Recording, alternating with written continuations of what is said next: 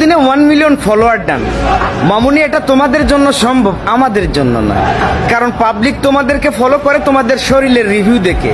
আমাদের তো আর তোমাদের মতো শরীর নাই, তাহলে পাবলিক আমাদেরকে কি করে ফলো করবে বলো? আব্দুল কাদের জিলানী রহমতুল্লাহ আলাই, উনি মায়ের গর্ভে থাকতে 18 পারা কোরআনের হাফেজ হয়েছিলেন। কারণ ওনার আম্মা ফাতেমা নিজে 18 পারা কোরআনের হাফেজা ছিলেন, তাই ওনাকে গর্ভে রেখে সকাল সন্ধ্যায় রাতে দিনে প্রত্যেকটা নামাজের রাকাতে উনি কোরআন তিলাওয়াত করতেন। তাই ওনার মায়ের গর্ভে থাকতে উনি 18 পারা কোরআনের হাফেজ হয়েছিলেন। অপরদিকে আপনার আম্মায় আপনাকে গর্ভে রেখে সকাল সন্ধ্যায় টিকটক দেখতেন, টিকটক খাইতেন, টিকটক পড়তেন। তাই তো আপনি জন্মগতভাবে একজন সফল টিকটকার হয়েছেন। মামুনি, বেশি জ্ঞান দিতে চাই না, দুইটা ছোট্ট করে লাইন বলতে চাই। দেশের অবস্থা ভালো না, বেশি ফাল পাইরো না। দেখবা আচমকা কখন হসপিটালে ভর্তি হয়ে যাইবা, টেরও পাইবা না।